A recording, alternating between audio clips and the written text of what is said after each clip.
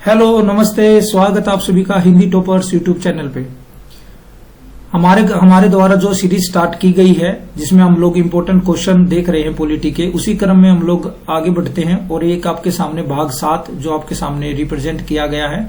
इस सेशन में हम लोग डिस्कस करेंगे भारत के राष्ट्रपति और उनसे जुड़े हुए जितने भी इम्पोर्टेंट क्वेश्चन हैं, जितने क्वेश्चन आए हैं, जितने क्वेश्चन आ सकते हैं, सभी इस वीडियो के माध्यम से हम लोग डिस्कस करने की कोशिश करेंगे। और आपकी ये जो एक ही वीडियो है, ये आपकी संपूर्ण वीडियो रहेगी। इससे बाहर आप राष्ट्रपति से संबंधित कोई भी क्वेश्चन नहीं देखेंगे। मिलते जुलते क्वेश्चन बस इसी से ही आएंगे। तो आप जब भी रिवाइज कर लें, एक बार इस वीडियो को जरूर देखें ताकि आपको पता चल सके कि आपने जो रिवीजन किया है, जो आपने जो पढ़ा है, उसको ठीक ढंग से आपने कंज्यूम किया भी है या नहीं किया है। ठीक है ना, क्योंकि study is all about consuming. आप जितने कंज्यूम किया है, आप जितना एग्जामिनेशन हॉल में उसको रिकॉल कर पाओगे, बस वही है। अदरवाइज तो आप कितना ही पढ़ लो, उससे कोई फर्क नहीं पड़ता। आप सारा दिन पढ़ भी सकते हो, लेकिन आपने कितनी बेनिफिशियल स्टडी की है वो डिपेंड करती है कि आप कितनी जल्दी सक्सेस पा जाओगे। ठीक है, 24 घंटे लगातार किताबों के आगे बैठने से अच्छा है आपने 6 घंटे अगर लगातार मन से और ऐसी तरीके से पढ़ा है कि आपने जो पढ़ा वो आपको याद हो गया है, वो आपके लिए ज्यादा बेनिफिशियल रहेगी बजाय कि 24 घंटे के। ठीक है, तो देखिए फर्स्ट क्वेश्चन से हम लोग स्टार्ट करते हैं। फर्स्ट क्वेश्चन, निम्नलिखित कथनों पर विचार कीजिए। पहला, संघ की कार्यपालिका शक्ति राष्ट्रपति में निहित होती है। बिल्कुल सही होती है, क्योंकि सारे जितने भी ऑर्डर होते हैं वो सब राष्ट्रपति के नाम से ही जारी किए जाते हैं। प्रधानमंत्री के नाम से ऑर्डर जारी नहीं होते हैं। इसलिए यूनियन की जो शक्ति है, जो संघ की शक्ति है, वो आपकी राष्ट्रपति के हाथ में है। दूसरा, राष्ट्रपति कार्यपालिका शक्ति का प्रयोग स्वयं या अपने अधीनस्थ अधिकारियों के द्वारा करेगा। ठीक है, संघ के रक्षा बलों का सर्वोच्च कमांड समादेश राष्ट्रपति में निहित होता है। आपका ये भी सही है। तो तीनों ही स्टेटमेंट सही है। जो हमारी आर्मी है, एयरफोर्स है और नेवी है, इन तीनों का जो कमांडर इन चीफ है उसको किसकी उपाधि दी गई है? ये राष्ट्रपति को कहा गया है, इसलिए राष्ट्रपति को सर्वोच्च माना जाता है। ठीक है। सेकंड, राष्ट्रपति के निर्वाचक मंडल में निम्नलिखित में से कौन शामिल होते हैं? मोस्ट इंपोर्टेंट क्वेश्चन है, पहले भी पूछा गया है और बाद में पूछा जा सकता है। तो देखिए, पहला, लोकसभा के निर्वाचित सदस्य, बिल्कुल। राज्यसभा के निर्वाचित सदस्य ये भी हैं। राज्य विधानसभा के निर्वाचित सदस्य, जितने भी हमारे देश में राज्य है, उन राज्यों में जितनी भी विधानसभाएं हैं, उन विधानसभाओं में जितने भी एमएलए चुन के आए हुए हैं, वो सभी राष्ट्रपति के निर्वाचक मंडल में पार्टिसिपेट करते हैं। ये भी सही है। राज्य विधान परिषद के निर्वाचित सदस्य नहीं, जो स्टेट काउंसिल है वो इसमें शामिल नहीं है ना। विधान जो परिषद है उसका इसमें कोई रोल नहीं है, विधानसभाओं का रोल है, विधान परिषद का रोल नहीं है। दिल्ली पांडिचेरी संघ राज्य क्षेत्र की विधानसभाओं के निर्वाचित सदस्य, ये भी आपका राइट है। 1, 2, 3 और 5, 1, 2, 3, 5, ये बिल्कुल सही है। सी इज द करेक्ट आंसर। ठीक है, तो हमारे जो संविधान का आर्टिकल है, आर्टिकल 54 में राष्ट्रपति के निर्वाचक मंडल के सदस्यों के संबंध में उपबंध किया गया है। ठीक है, इसके अलावा दिल्ली एनसीआर में जो विधानसभा है और पंडुचेरी में जो विधानसभा है, उसके निर्वाचित सदस्य भी राष्ट्रपति के निर्वाचन प्रक्रिया में पार्टिसिपेट करते हैं। अच्छा, चलिए तीसरा क्वेश्चन देखते हैं। भारत के राष्ट्रपति के निर्वाचन के संदर्भ में विचार कीजिए। भारत का जन्मजात नागरिक होना चाहिए, ऐसा कोई जरूरी नहीं है। ये यूएसए में रूल है कि जन्मजात वहां का नागरिक होना चाहिए, बट भारत में अगर आपने सिटीजनशिप को प्राप्त किया है, चाहे वो देशीकरण से किया हो या जन्मजात से हो या आप नेशनलिज्म से किया हो, डजेंट मैटर, बट आपको भारत का नागरिक होना जरूरी है, लेकिन भारत का जन्मजात नागरिक होना जरूरी नहीं है। चलिए, अगर पहला हमारा गलत हो जाता है तो कि अब पहला गलत, तो ये ऑप्शन भी गलत हो गया आपका, ये भी गलत हो गया। 3 और डी ये बचे हैं। चलिए, न्यूनतम जो आयु है वो 30 वर्ष होनी चाहिए, ये भी गलत है। 35 होनी चाहिए कम से कम। लोकसभा और राज्यसभा दोनों के सदस्य निर्वाचित होने के लिए योग्य होना चाहिए, ये सही है आपका। हालांकि संविधान में तो लोकसभा से संबंधित बात की गई है कि केवल लोकसभा के लिए ही जो क्वालिफिकेशन लोकसभा के लिए इलिजिबिलिटी है, वही राष्ट्रपति के लिए भी इलिजिबिलिटी होनी चाहिए। तो आंसर की बात करें तो इनमें से कोई भी कथन सही नहीं है। ठीक है, देखिए राष्ट्रपति के निर्वाचन संबंधी जो इलिजिबिलिटी क्राइटेरिया है वो क्या क्या है। पहला, उसे किसी भी रूप में भारत का नागरिक होना चाहिए। निर्वाचन के लिए न्यूनतम आयु 35 वर्ष होनी चाहिए। उसे केवल लोकसभा सदस्य निर्वाचित होने के लिए योग्य होना चाहिए। और अनुच्छेद 57 में राष्ट्रपति के पुनर्निर्वाचित होने के लिए भी उपबंध किया गया कि भाई जो राष्ट्रपति है वो दोबारा भी अपनी सीट के लिए निर्वाचित हो सकता है। तो ऐसा कुछ भी नहीं है कि अगर एक व्यक्ति एक बार बन गया तो बार बार नहीं बन सकता। ठीक है। हाँ, अमेरिका में यह है कि कोई भी व्यक्ति अगर राष्ट्रपति बना है तो वो 2 टर्म से ज्यादा नहीं बन सकता, है ना। मतलब 4 साल एक बार और फिर 4 साल एक बार, बस इतना ही। ओबामा ने ये कार्य करके दिखाया, एक बार वो 4 साल रहे, फिर 4 साल की टर्म उन्होंने पूरा किया। ठीक है। डोनाल्ड ट्रंप ने एक ही टर्म पूरा किया है। तो भारत में ऐसा कुछ नहीं है। भारत में जितनी बार चाहे आप बन सकते हो और जितने साल के लिए चाहो उतने बन सकते हो। ऐसा कोई 4 साल की लिमिटेशन नहीं है।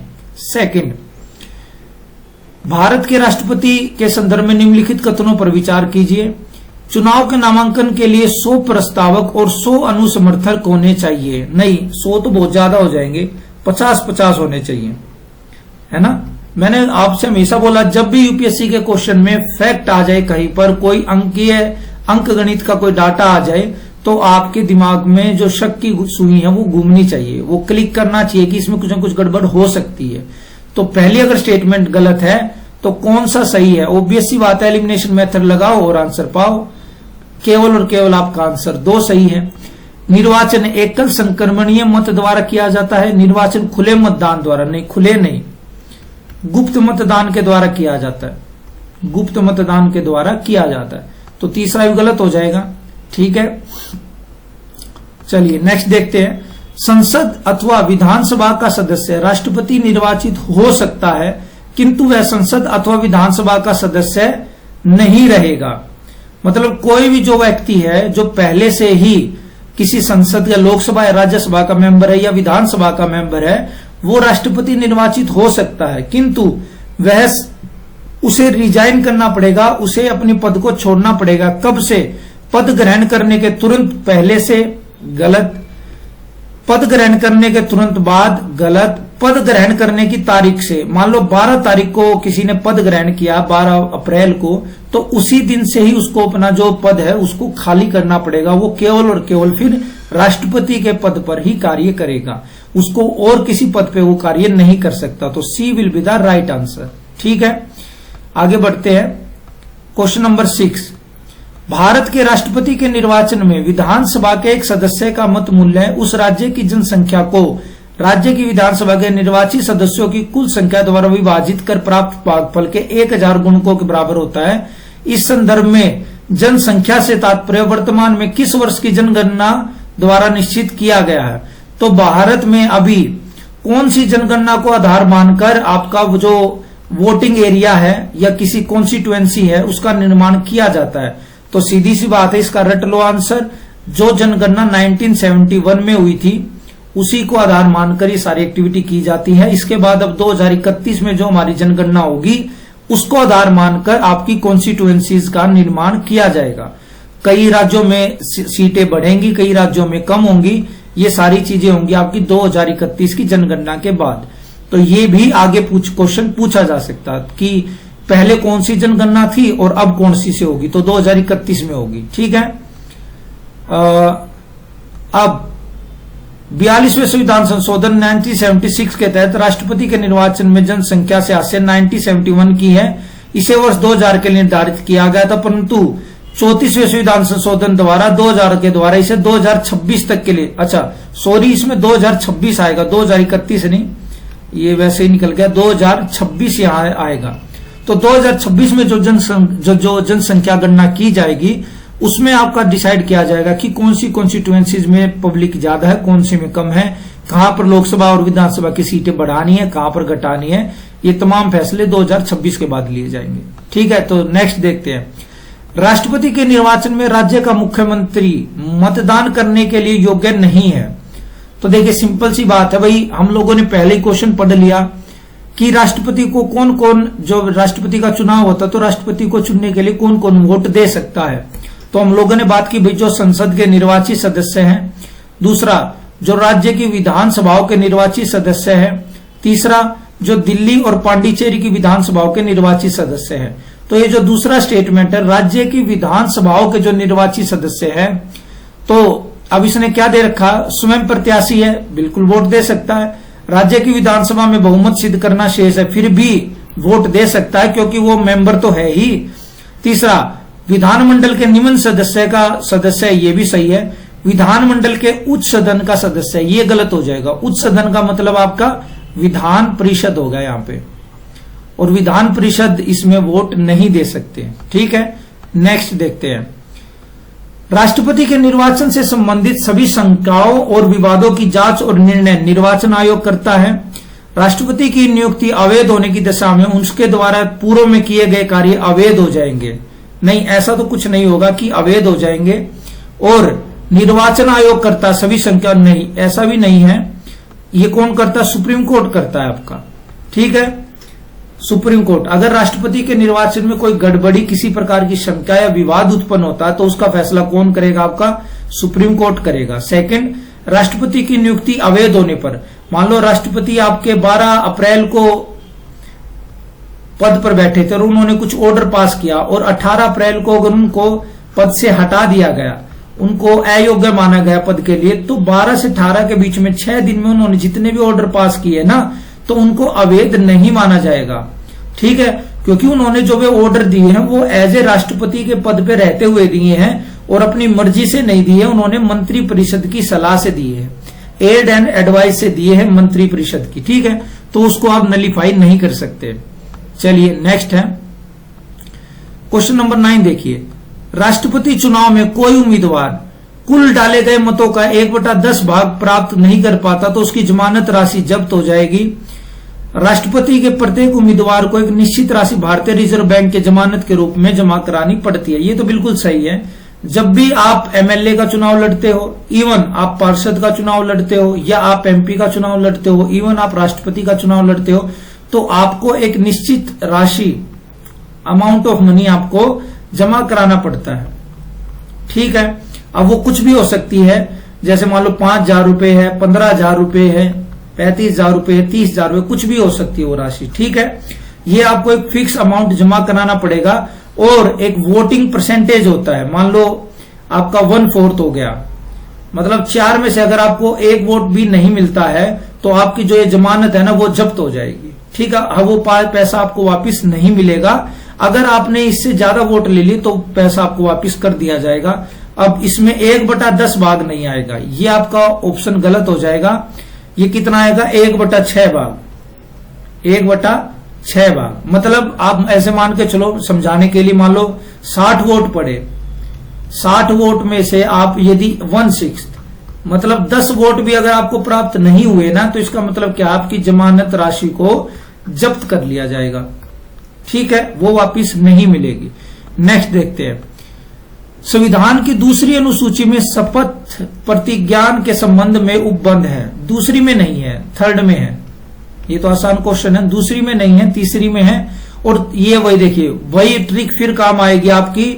जब भी ऐसी स्टेटमेंट दिखे जो आसपास दे रखी हो, तो आप मान के चलिए उसमें यही कंफ्यूजन पाएगा कि दूसरी को तीसरी में दे देंगे, तीसरी को दूसरी में दे देंगे। तो आपको कंफ्यूज नहीं होना और डरना भी नहीं, घबराना भी नहीं है। आपको बस थोड़ा ठंडे दिमाग से लगा के देखना है कि हमने किस तरीके से क्वेश्चन की प्रैक्टिस की थी। आपको याद आ जाएगा तो आप आंसर भी सोल्व कर लोगे। तो दोनों स्टेटमेंट आपकी गलत हो जाएगी, 1 और 2 अगर आपकी गलत हो गई। तीसरी देखिए, भारत का राष्ट्रपति प्रतिज्ञान या शपथ उपराष्ट्रपति नहीं, जो हमारा चीफ जस्टिस ऑफ इंडिया है उसके समक्ष लेते, तो तीसरा भी गलत है। फोर्थ, उपराष्ट्रपति की अनुपस्थिति में भारत के मुख्य न्यायमूर्ति के समक्ष राष्ट्रपति शपथ लेगा। भाई ये भी स्टेटमेंट गलत है। जब पहले हमने कह ही दिया कि सुप्रीम कोर्ट के जो हमारे चीफ जस्टिस ऑफ इंडिया है उनके सामने शपथ लेनी है, तो उपराष्ट्रपति का तो कोई मतलब ही नहीं बनता। अगर चीफ जस्टिस ऑफ इंडिया उपलब्ध नहीं है तो जो 2nd नंबर के वरिष्ठ न्यायाधीश है ना, उनके सामने वो फिर शपथ लेंगे। ठीक है, तो इसका आंसर क्या आ जाएगा, डी। कोई भी इनमें से सही नहीं है। ठीक है, चलिए नेक्स्ट करते हैं बात, संविधान और विधि का परीक्षण, संरक्षण और प्रतिरक्षण करूंगा के रूप में निम्नलिखित में से कौन शपथ ग्रहण करता है। तो इसका आंसर क्या आ जाएगा, भारत के राष्ट्रपति। ऐसा कौन करते हैं, भारत के राष्ट्रपति जब शपथ लेते हैं तो ही वो इसको डिसाइड करते हैं। तो ये आपका शपथ का जो प्रावधान है वो आर्टिकल 60 में दिया गया है। ठीक है। क्वेश्चन नंबर 12 देखिए, भारत का राष्ट्रपति शपथ ग्रहण करने की तारीख से 5 वर्ष की अवधि तक पद ग्रहण करेगा। देखिए, शपथ ग्रहण करने की तारीख से काउंट नहीं होते हैं डे काउंट होते हैं जब वो पद को ग्रहण कर लेते हैं। जिस दिन वो अपनी चेयर पर बैठ गए उसी दिन से उनका काउंटडाउन शुरू हो जाएगा अगले 5 साल के लिए। शपथ का कोई मतलब नहीं होता इसमें, शपथ आपका गलत हो जाएगा, फर्स्ट ऑप्शन आपका गलत है। सेकंड, राष्ट्रपति की पदावधि समाप्ति के पश्चात वह अपने पद पर नहीं रहेगा चाहे उसके उत्तराधिकारी ने पद ग्रहण नहीं किया हो, यह भी गलत है। राष्ट्रपति जब तक अपने पद पर बना रहेगा जब तक कि दूसरे कैंडिडेट ने आकर राष्ट्रपति का पद ग्रहण नहीं कर लिया। आप राष्ट्रपति के पद को खाली नहीं छोड़ सकते हैं। तो 1 और 2 अगर आपका स्टेटमेंट गलत हो जाएगा तो ऑब्वियस सी बात है, एलिमिनेशन मेथड लगाओ और आंसर पाओ। 3 और 4 सही है। राष्ट्रपति अपना त्याग पत्र उपराष्ट्रपति को सौंपेगा, ओके। सेकंड, राष्ट्रपति द्वारा उपराष्ट्रपति को संबोधित त्याग पत्र की सूचना उसके द्वारा लोकसभा के अध्यक्ष को तुरंत दी जाएगी, ये भी सही है। 3 और 4 आपका स्टेटमेंट राइट है, ठीक है। क्वेश्चन नंबर 13 देखिए, केवल संविधान के अतिक्रमण पर भारत के राष्ट्रपति पर महाभियोग चलाया जा सकता है, बिल्कुल सही। संविधान के अनुच्छेद 56 में ख में उपबंध है कि राष्ट्रपति पर महाभियोग अनुच्छेद 61 के तहत चलाया जाएगा, ये भी सही है। ये तो क्वेश्चन बार बार पूछा गया पीसीएस में कि कौन सा आर्टिकल जो है वो भारतीय संविधान में यह मेंशन करता है कि राष्ट्रपति पर महाभियोग लगाया जा सकता, तो आर्टिकल आपका 61 हो जाएगा। तो आंसर शुड बी सी, दोनों ही स्टेटमेंट आपकी राइट है। क्वेश्चन नंबर 14 पे लगाइए, ये हमने अभी पढ़ा आर्टिकल 61, राष्ट्रपति पर महाभियोग चलाने की प्रक्रिया का उपबंध है, बिल्कुल सही। केवल लोकसभा राष्ट्रपति पर महाभियोग का आरोप लगा सकती है, नहीं, ऐसा कोई जरूरी नहीं है भाई। जब राज्यसभा और लोकसभा दोनों ही चुनने में पार्टिसिपेट में साथ रहती है तो हटाने में भी किसी में भी मोशन लाया जा सकता है, किसी में भी प्रस्ताव लाया जा सकता है, तो दूसरा भी गलत है। तीसरा, अभी तक केवल एक बार महाभियोग का प्रयोग हुआ है, नहीं, राष्ट्रपति के ऊपर अभी तक एक बार भी प्रयोग नहीं हुआ है, ठीक है। तो इसका आंसर क्या आ जाएगा? इसका आंसर आ जाएगा आपका A, only 1 is the right answer.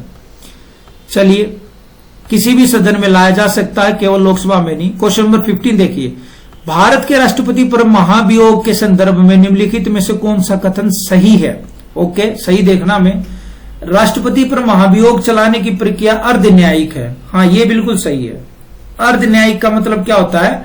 देखिए, पूर्णतः जो न्यायिक व्यवस्था वो किसके हाथ में है? सुप्रीम कोर्ट के हाथ में है, लेकिन जो लोकसभा है और राज्यसभा है उनको भी कुछ अर्ध न्यायिक शक्तियां दी गई है ना, जो पूरी तरीके से तो ऐसे जुडिशरी के तरह कार्य नहीं कर सकते, लेकिन समय आने पर अपनी जो उनके पास थोड़ी बहुत न्यायिक शक्तियां हैं उनका यूज करके वो कुछ ना कुछ प्रस्ताव ला सकते हैं, तो उसको अर्ध न्यायिक कहा जाएगा। तो पहली स्टेटमेंट तो आपकी राइट है।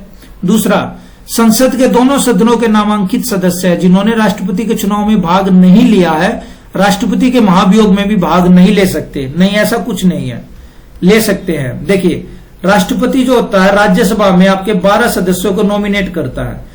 अब मेन बात यह है कि ये जो 12 सदस्य होते हैं ये राष्ट्रपति के चुनाव में तो पार्टिसिपेट नहीं कर सकते, लेकिन अगर राष्ट्रपति को हटाना है तो उसमें पार्टिसिपेट कर सकते हैं, चुनाव में नहीं कर सकते, हटाने में कर सकते हैं, तो इसलिए दूसरी स्टेटमेंट रॉन्ग है। तीसरा, राज्य विधानसभाओं के निर्वाचित सदस्य और दिल्ली और पांडुचेरी केंद्र शासित राज्य की विधानसभाओं के निर्वाचित सदस्य जिन्होंने राष्ट्रपति के चुनाव में भाग लिया था महाभियोग में भाग ले सकते नहीं, केवल और केवल लोकसभा व राज्यसभा के जो मेंबर है, चाहे वो नॉमिनेटेड हो चाहे वो इलेक्टेड हो, दोनों इसमें पार्टिसिपेट करेंगे।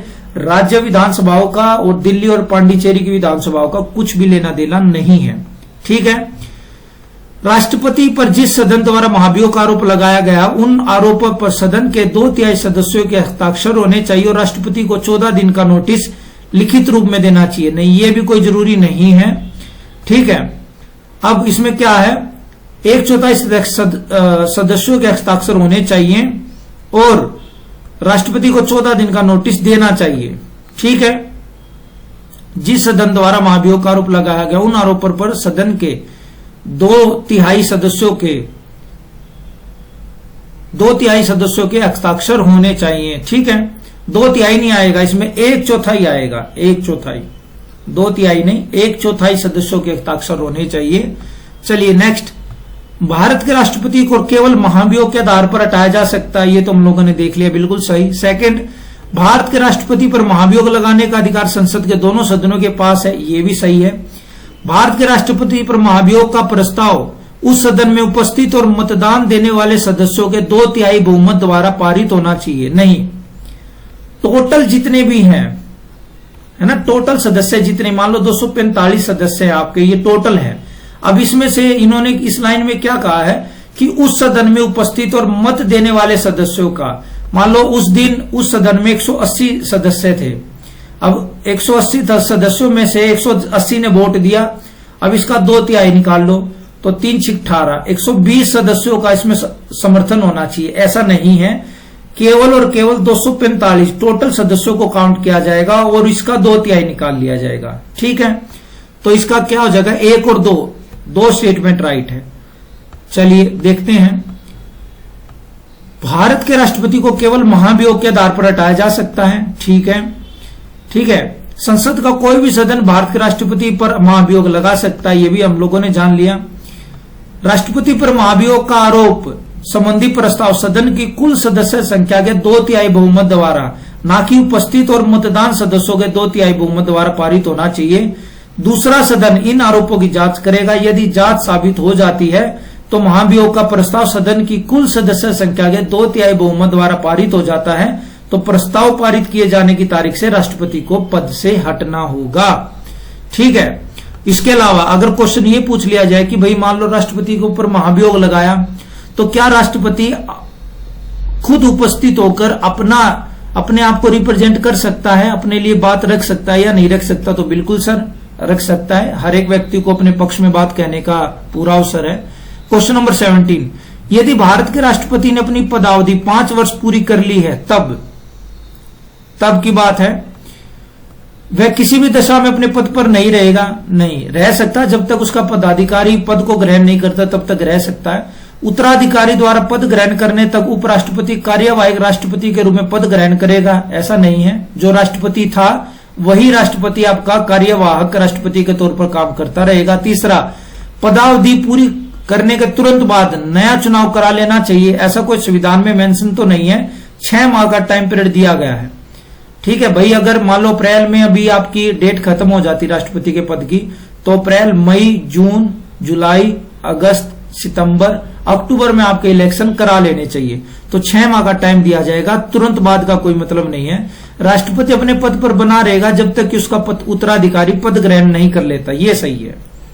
ठीक है, ये हमने पहले भी डिस्कस कर लिया, ये बिल्कुल राइट है। 18वां, भारत के राष्ट्रपति की मृत्यु, पद त्याग या पद से हटाए जाने या अन्य कारणों से हुई पद की रिक्ति के संदर्भ में निम्नलिखित कथनों पर विचार कीजिए। पहला, रिक्ति की तारीख के पश्चात यथाशीघ्र या प्रत्येक दशा में 6 माह से पहले राष्ट्रपति का निर्वाचन करा लेना चाहिए, बिल्कुल हम लोगों ने अभी डिस्कस किया। सेकंड, भारत के उपराष्ट्रपति 6 माह के लिए कार्यवाहक राष्ट्रपति के रूप में कार्य करेंगे, ये नहीं था, गलत है।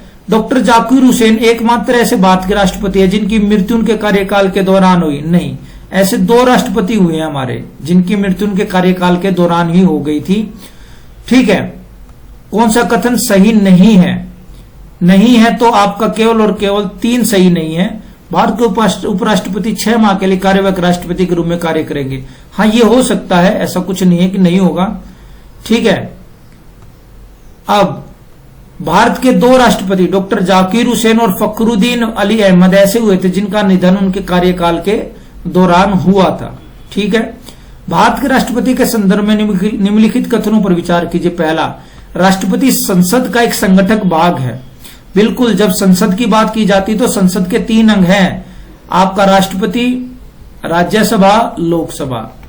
कभी भी उसको आप ऐसे मत समझना कि संसद इज इक्वल टू राज्यसभा और लोकसभा, क्योंकि कोई भी कानून, देखिए संसद का क्या काम होता है, कानून बनाना, और कोई भी कानून कब कानून बनता है, जब राष्ट्रपति उसके ऊपर साइन कर देता है और लोकसभा और राज्यसभा उसको पास कर देती है। ठीक है, लोकसभा में कोई प्रस्ताव आया, वहां से पास हुआ, राज्यसभा में गया, राज्यसभा में वो प्रस्ताव पास हुआ, उसके बाद राष्ट्रपति के पास गया, राष्ट्रपति ने उसके ऊपर साइन किए, तब जाकर वो क्या हुआ, प्रस्ताव कानून बना। तो संसद का काम कानून बनाना, इसलिए संसद आपकी राष्ट्रपति के बिना पूरी नहीं हो सकती। भारत के सभी शासन संबंधी कार्य उनके नाम पर किए जाते हैं, ये भी सही है। राष्ट्रपति के नाम पर ही कार्य चलता है। क्वेश्चन नंबर 20 देखिए, निम्नलिखित में से किसकी नियुक्ति भारत के राष्ट्रपति द्वारा, मोस्ट इंपोर्टेंट क्वेश्चन है आपका, हालांकि सारे क्वेश्चन इंपोर्टेंट है बट ये इस टाइप के क्वेश्चन बहुत ज्यादा पूछे जाते हैं। किसकी नियुक्ति भारत के राष्ट्रपति के द्वारा की जाती है? पहला दिल्ली के मुख्यमंत्री की, यूनियन टेरिटरी के मुख्यमंत्री की, बिल्कुल सही है। देखिए अब आपको कंफ्यूजन होगा कि सर हम लोगों ने तो ये देखा था कि जो गवर्नर है दिल्ली के वो अपॉइंट करते हैं। नहीं, वो अपॉइंट नहीं करते हैं दिल्ली के मुख्यमंत्री को, वो केवल और केवल शपथ दिलाते हैं, है ना, ओथ सेरेमनी कंडक्ट कराते हैं जो आपके गवर्नर हैं दिल्ली के। लेकिन जब मुख्यमंत्री को अपॉइंट करने की बात आती है तो वो अपॉइंट कौन करता है? राष्ट्रपति करता है। सेकंड, एससी और एसटी कमीशन के जो अध्यक्ष होते हैं, बिल्कुल सही। वित्त आयोग के जो अध्यक्ष होते हैं, हाँ ये भी आर्टिकल आपके 280 में कहा गया है ये बात भी। नीति आयोग के उपाध्यक्ष, नहीं, ये तो भारत के प्रधानमंत्री के द्वारा नॉमिनेट होते हैं, तो चौथा गलत हो जाएगा।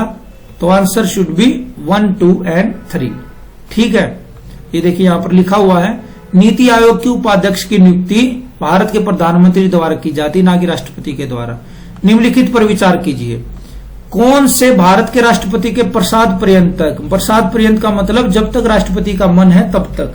खैर ऐसा होता नहीं है कि भाई आज राष्ट्रपति का मन है कि ये व्यक्ति मंत्री के पद पे बैठे और कल राष्ट्रपति का मन हो जाए कि भाई मैं तो इसको हटाना चाहता हूं, मेरी पर्सनल कुछ रंजिश है और किसी दूसरे को बिठाओ। ऐसा नहीं होता है, बट बोलने में ऐसा आता है कि राष्ट्रपति के प्रसाद पर्यंत तक पद धारण कर सकते हैं।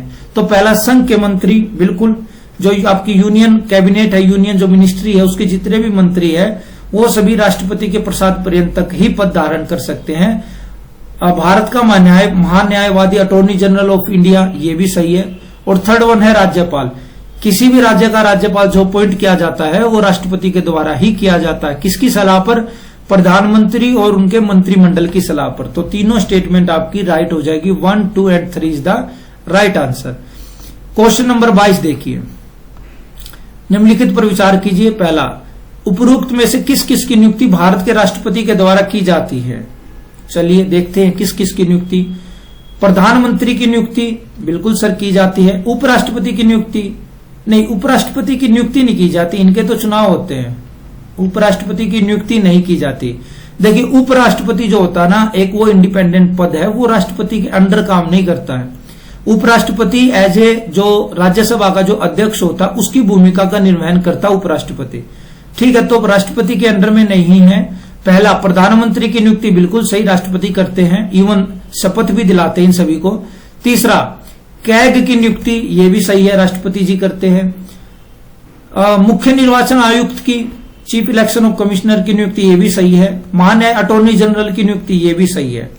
तो 1, 3, 4, 5, तो सी इज द राइट आंसर, ये आपका सही हो जाएगा। ठीक है, क्वेश्चन नंबर 23 देखते हैं। भारतीय संविधान के अनुच्छेद 74 के अंतर्गत निम्नलिखित कथनों पर विचार कीजिए। राष्ट्रपति मंत्री परिषद की सलाह के अनुसार कार्य करेगा। हम लोगों ने पहले डिस्कस किया, राष्ट्रपति का अपना कोई विचार नहीं होता है, वो केवल और केवल मंत्रिमंडल की एड एंड एडवाइस के आधार पर ही कार्य करते हैं। सेकंड, मंत्री परिषद द्वारा दी गई सलाह को राष्ट्रपति पुनर्विचार के लिए लौटा सकते हैं, बिल्कुल सही, लौटा सकते हैं। थर्ड वन, मंत्री परिषद द्वारा दी गई सलाह को किसी न्यायालय में जांच नहीं की जा सकती, बिल्कुल राइट आंसर है ना। अब मंत्री परिषद ने राष्ट्रपति को जो सलाह दी है वो सलाह पॉजिटिव है, नेगेटिव है, इसको लेकर कोर्ट में किसी भी प्रकार का चैलेंज नहीं किया जा सकता। ये हमारा लिखा हुआ चीजें है। तो आंसर क्या हो जाएगा? 1, 2 एंड 3, तीनों ही स्टेटमेंट आपकी राइट हो जाएंगी। ठीक है, अब क्वेश्चन नंबर 24, ये लास्ट है। भारतीय संविधान के अनुसार निम्नलिखित कथनों पर विचार कीजिए। प्रधानमंत्री की नियुक्ति राष्ट्रपति करता है, जबकि प्रधानमंत्री राष्ट्रपति की सलाह पर अन्य मंत्रियों की नियुक्ति करता है।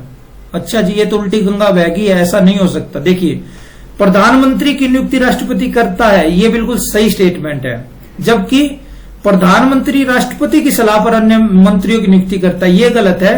यहां होना ये चाहिए था कि जबकि राष्ट्रपति प्रधानमंत्री की सलाह पर अन्य मंत्रियों की नियुक्ति करता है ना। सर्वे सर्वा कौन है? राष्ट्रपति है। राष्ट्रपति के नाम से ऑर्डर पास किए जाएंगे, चाहे कोई मंत्री नियुक्त करना हो या कैग नियुक्त करना हो या आपका मुख्य चुनाव आयुक्त नियुक्त करना हो, सभी राष्ट्रपति की मंजूरी से। सेकंड, मंत्री प्रधानमंत्री के प्रसाद पर्यंत पद धारण करेंगे, नहीं नहीं ऐसा नहीं है।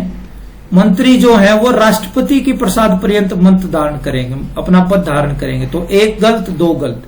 तीसरा, संविधान की दूसरी अनुसूची के तहत राष्ट्रपति मंत्री को पद और गोपनीयता की शपथ दिलाते हैं, नहीं नहीं ये गलत है। पद की बात आपकी तीसरी अनुसूची में की गई है, सेकंड में नहीं है। सेकंड में तो आपके भत्ते हैं, पैसा कितना मिलेगा, क्या सुविधाएं मिलेंगी, ये बताया गया। तो कौन सा कथन सही है सर? तो ऑप्शन डी आ जाएगा। कोई भी कथन इसमें से हमें सही नहीं लगा है। ठीक है, चलिए आई होप आपको ये सेशन अच्छा लगा होगा। आपके जितने भी डाउट है उन डाउट को सोल्व करने में कुछ न कुछ हेल्प मिली होगी। और अगर आपको ये सेशन अच्छा लगा तो प्लीज इसको आप आगे बढ़ाइए। वीडियो पे आए तो आप उस पर कुछ कमेंट कीजिए, लाइक कीजिए, उसको आगे बढ़ाइए, शेयर कीजिए, ताकि और स्टूडेंट भी इस प्रोसेस में, इस जर्नी में जुड़ सके, हमारा भी मोटिवेशन हो सके। कई बार क्या होता है ना कि अच्छा कंटेंट होने के बावजूद भी चीजें उतनी जल्दी ग्रोथ नहीं होती है, ठीक है, लेकिन प्रयास करना है। हम अपनी जो कंटिन्यूटी उसको बरकरार रखेंगे, जितना कोशिश हो सकेगी, जितना एफर्ट हो सकेगा, उससे ज्यादा एफर्ट करने का आपके साथ प्रयास करेंगे, ताकि आपके रिजल्ट में हम लोग कुछ ना कुछ परिवर्तन ला सके। कुछ एक छोटा सा बदलाव भी अगर हम ला पाए तो ये हमारे लिए बड़ी सफलता की बात होगी, एक सक्सेस की बात होगी। ठीक है, तो चलिए मिलते हैं आप लोगों से नेक्स्ट वीडियो में। तब तक अपना ध्यान रखिए, खुश रहिए, पढ़ते रहिए। और हाँ, कमेंट जरूर कीजिएगा। जब भी आप कमेंट करते हैं तो हमें पता चलता है कि भाई वीडियो आपको कैसी लगी है, इसमें कुछ सुधार हो सकता है, नहीं हो सकता है। फीडबैक आपकी इंपॉर्टेंट होती है ना। फीडबैक अगर आप देते हैं तो हम उस पर डेफिनेटली उसका आंसर करेंगे। आपके कुछ डाउट है तो कमेंट बॉक्स में आप लिख सकते हैं, ताकि उसका हम लोग सॉल्यूशन दे सके। तो मिलते हैं आप लोगों से नेक्स्ट वीडियो में। Thank you very much, have a nice day.